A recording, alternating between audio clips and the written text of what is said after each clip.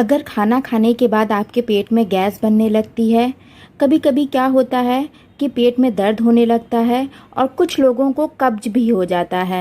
तो ये नुस्खा कई तरह की बीमारियों में बहुत ज़्यादा फायदेमंद है।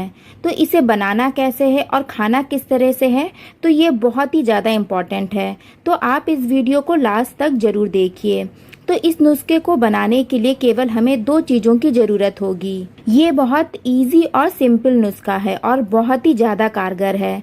तो मैंने यहाँ पर सबसे पहले आधा कप मेथी के दाने लिए हैं। मेथी को मैंने अच्छे से पहले ही साफ़ कर लिया था। अब इसे हम भून लेंगे। तो इसे हम लो टू मीडियम फ्लेम पर भूनेंगे। तो इसे लगातार चलाते रहना है जब तक कि इसका कलर चेंज ना हो जाए। तो आपको गोल्डन ब्राउन होने तक चलाते रहना है। तो जब तक यहाँ हमारा मेथी दाना भुन रहा है, तब तक मैं आपको मेथी दाने के फ़ायदे बता देती हूँ। अगर आप अपनी डेली डाइट में मेथी दाना को इंक्लूड करेंगे तो ये बालों के लिए बहुत ही अच्छा होगा।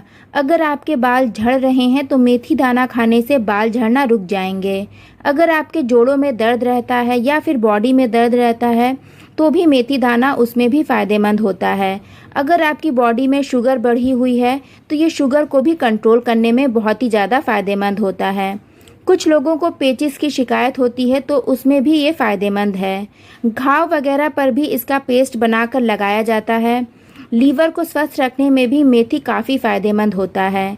मेथी दाने से त्वचा के रोग का भी इलाज किया जाता है।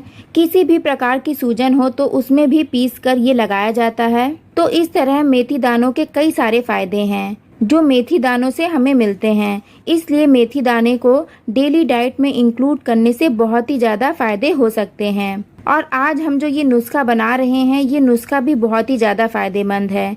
पेट दर्द हो गया, कब्ज हो गया या फिर गैस बनना हो गया, ये कोई भी खा सकता है, बच्चा हो या बड़ा। इसके कोई भी साइड इफ़ेक्ट नहीं होते। बहुत ही सिंपल नुस्खा है। और एक फ़ायदा इसका ये भी है कि इसे बार बार बनाने की ज़रूरत नहीं होती।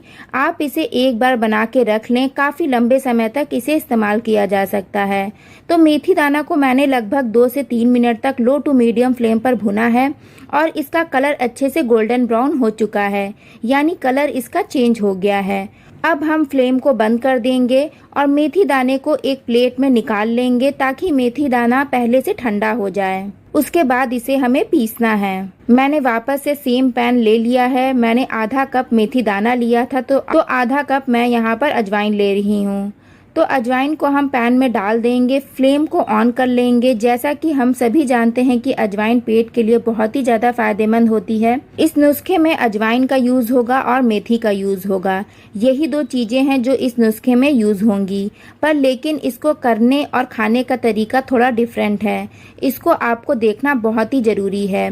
तो जैसा बताया जा रहा है वैसे ही फॉलो करना है, तभी फ़ायदा होगा। कोई भी नुस्खा आप फॉलो करते हैं तो प्रॉपर तरीके से फॉलो करने पर ही उसका रिजल्ट आपको देखने को मिलेगा। तो अब हम अजवाइन को भी लो टू मीडियम फ्लेम पर भून लेंगे कलर चेंज होने तक। तो देखिए हमारा अजवाइन भी भुन गया है। तो अब फ्लेम बंद कर देंगे। फ्लेम बंद होने के बाद भी इसे हम 1 से 2 बार चला देंगे ताकि पैन में लगकर अजवाइन जले नहीं। तो अजवाइन को भी हम ठंडा होने के लिए पैन में ही छोड़ देंगे। अभी जो ये मेथी दाना है वो ठंडा हो गया है। तो चलिए पहले इसे पीस लेते हैं। तो अब हम इसको मिक्सी के जार में ट्रांसफ़र कर लेंगे।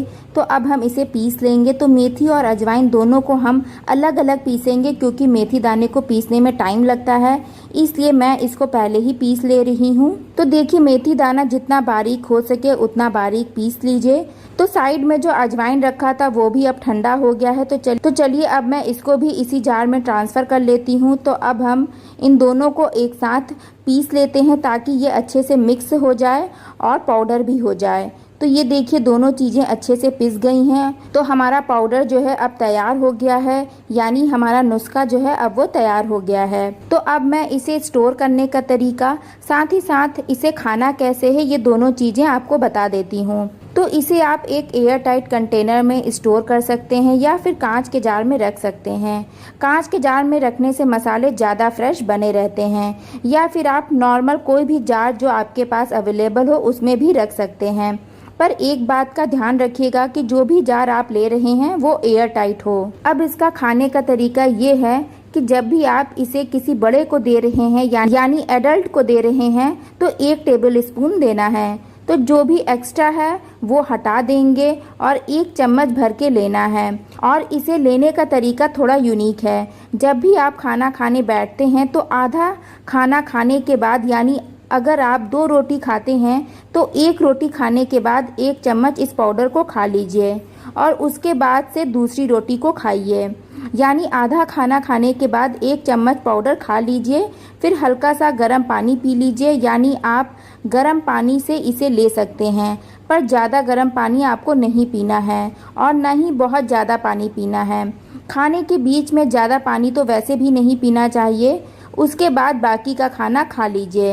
अगर आप इस तरीके से खाएंगे तो आपको कभी भी कब्ज, पेट दर्द की शिकायत या गैस बनने की शिकायत नहीं होगी। और अगर गैस बनने, पेट फूलने और कब्ज होने की बच्चों में शिकायत है तो उन्हें आप आधा चम्मच ही दीजिए। देना इसी तरीके से है कि पहले आधा खाना खा लीजिए, फिर हल्का सा गर्म पानी के साथ ये चूरन ले लीजिए, फिर से आप बाकी बचा हुआ खाना बच्चे को खिला दीजिए।